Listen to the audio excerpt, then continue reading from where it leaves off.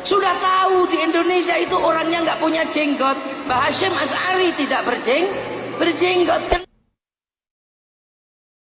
Kenapa? Karena jenggot itu dulu untuk menyelisihi orang Majusi dan Yahudi. Lah di sini nggak ada Majusi, nggak ada Yahudi, yang kamu selisihi apa? Di sini nggak ada Majusi, nggak ada Yahudi, yang kamu selisihi apa? Maka kalau mau berjenggot aja. Makanya kalau di sini berlaku jenggot, tidak berlaku sunnahnya jenggot. Sunnahnya jenggot kalau ketemu dilus-elus, cium pipi kiri, pipi kanan. Di sini jenggotnya ada, dilus-elus, ditonyo.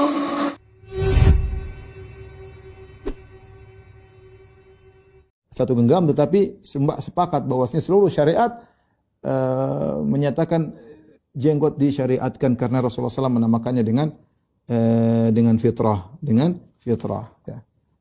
Baik. Ini hal-hal yang berkaitan dengan disunahkannya jenggot. Kemudian di sana ada orang-orang yang kemudian meragukan tentang sunnahnya jenggot, ya. Kemudian mereka bikin syubhat. Di antaranya yang saya dapati tersebar di sebagian internet.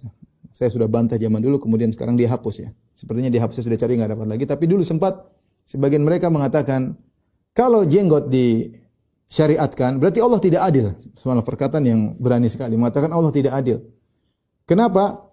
Karena banyak orang Asia tidak bisa punya jenggot. Bagaimana Allah mensyariatkan sesuatu yang tidak bisa dilakukan oleh manusia? Lihat logikanya. Dia mengatakan demikian. Sehingga dia mengatakan jenggot tidak disyariatkan karena, ini syubhat pertama, ya. Jenggot tidak disyariatkan karena tidak semua orang punya jenggot. Kalau jenggot disyariatkan berarti Allah tidak adil. Akan banyak orang-orang yang tidak bisa punya jenggot. Bagaimana bantahannya? Sangat mudah.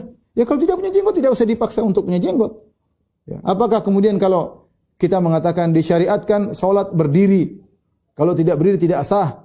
Ustaz, bagaimana orang yang tidak punya kaki? Berarti Allah tidak adil dong. Orang tidak punya kaki tidak bisa salat. Ya salat tapi enggak usah berdiri. La yukallifullahu nafsan illa wus'aha. Ya. Allah tidak memberi luar kemampuan. Fattaqullaha mastata'tum, bertakwalah semampumu. Kalau orang tidak punya jenggot tidak wajib untuk punya jenggot, ya. Tapi jangan bilang syariat jenggot jadi hilang gara-gara tidak adil. Ini aneh. Ini tidak ada seorang ulama pun yang berdalil dengan seperti ini. Ini liar dalam berfikir. Liar dalam berfikir disampaikan oleh sebagian orang seperti ini. Subhanallah. Liar dalam berfikir sehingga membuat dalil yang tidak seorang ulama pun berdalil dengan seperti ini. Ya. Mengatakan kalau jenggot disyariatkan tidak adil. Ini bagaimana? Ya. Tentu ini adalah hal yang sangat aneh. Kita bilang kalau tidak punya jenggot ya sudah, sama. Haji. Kenapa Allah syariatkan haji? Betapa banyak orang tidak bisa haji. Kita Indonesia lebih banyak yang tidak bisa haji, tidak punya uang. Terus kita katakan Allah tidak adil mewajibkan haji sementara banyak orang tidak bisa haji. Ya kalau tidak bisa haji ya sudah. Kalau tidak mampu ya sudah, selesai. Kenapa harus mengatakan Allah tidak adil gara-gara sebagian orang tidak mampu? Sebagian orang tidak bisa punya jenggot, jangan dibilang Allah tidak, syariat tidak adil. Ya sudah, kalau tidak mampu ya sudah. Ya sudah. Kemudian syubhat yang kedua, sebagian mereka mengatakan bahwasanya sekarang sudah berubah. Rasulullah SAW ketika menyuruh memanjangkan jenggot adalah untuk menyelisih orang-orang musyrikin. Khaliful majus, Rasulullah SAW mengatakan selisih orang majus. Khaliful musyrikin, selisih orang musyrikin. Khalifu ahlul kitab, kata Rasulullah SAW selisih ahlul kitab. Kata mereka illah ini sebab disunahkannya jenggot sudah hilang. Sudah hilang karena sekarang orang-orang musyrikin juga berjenggot. Kata mereka demikian. Jawabannya mudah. Jawaban pertama, pernyataan kalian bahwasanya orang musyrikin sekarang sudah berjenggot tidak benar. Orang-orang penyembah matahari sampai sekarang tidak berjenggot. Orang-orang Nasara juga sampai sekarang tidak berjenggot. Yahudi kebanyakan juga tidak berjenggot. Yang berjenggot militan sebagian. Itu pun mereka kuncir jenggot mereka. Tidak sama dengan jenggot kaum muslimin. Dan di zaman Nabi SAW juga, Abu Jahal juga, Abu Lahab juga berjenggot. Ya. Tetapi ada sebagian kaum musyrikin yang tidak berjenggot. Orang Majusi. Tadi kita sebutkan, orang Yahudi berjenggot tapi mereka cukur. Kata Nabi, selisih mereka, jangan cukur, panjangin. Ya. Jadi pernyataan bahwa sekarang kondisi sudah berubah, orang-orang musyrik sudah berjenggot, omong kosong, enggak benar. Enggak benar. Sampai sekarang jenggot masih jadi bahan hinaan bagi orang Islam. Ya, bagi orang Islam, ya. Maka kita katakan kenyataan tidak menyatakan demikian.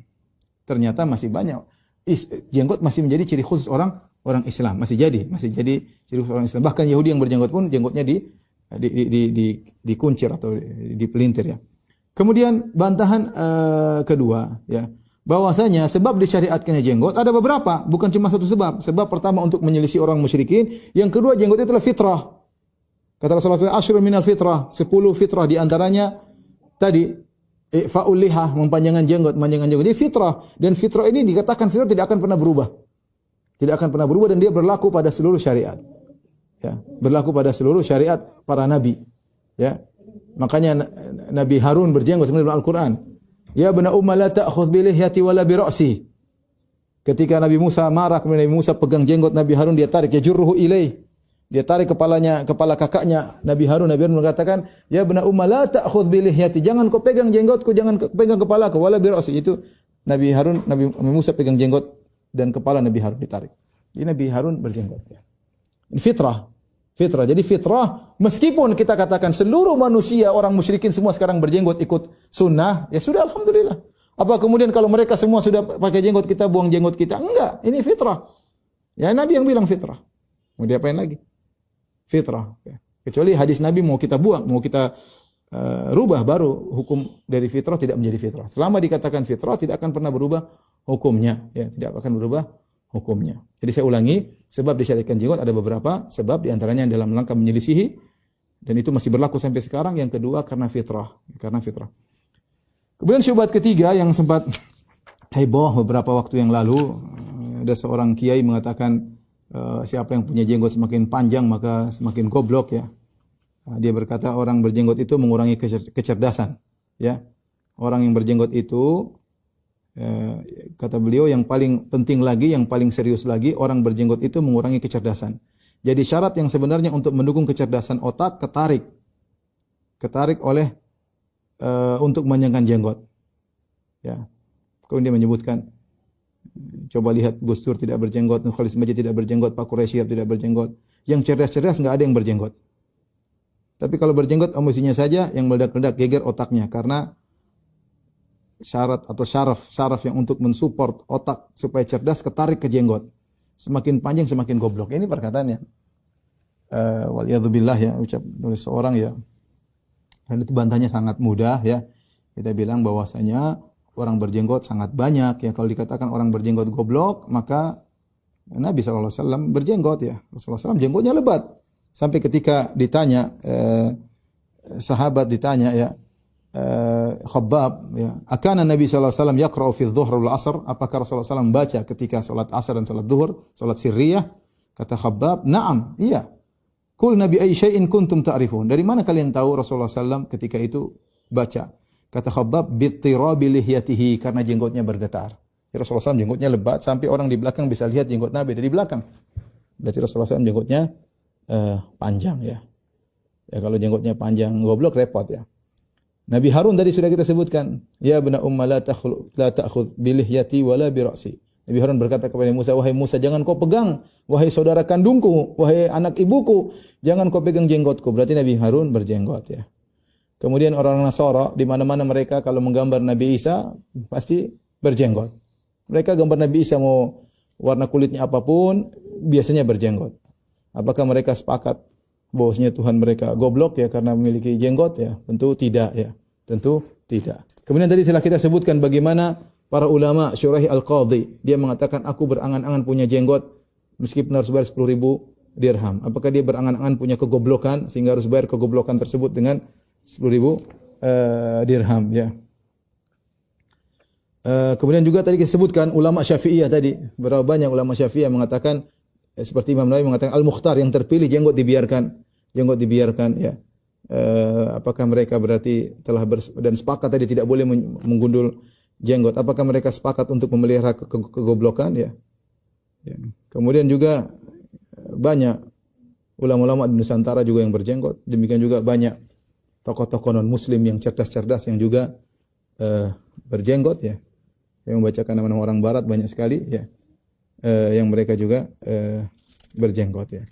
Taib, ikhwan dan akhwat yang dirahmati Allah Subhanahu wa taala, ini sebagian yang bisa kita sampaikan. Ya, intinya bahwasanya jenggot adalah sunnah, ya. Usahakan kalaupun seorang belum bisa menjalankan sunnah tersebut, ya, maka jangan dia gundul jenggotnya. Tetap ada jenggotnya, ya, dan berusaha lebih daripada satu genggam, ya. Kalau dia tidak mampu, ya, maka jangan digundul, ya. bukan malah sebaliknya kemudian mengejek orang berjenggot ya.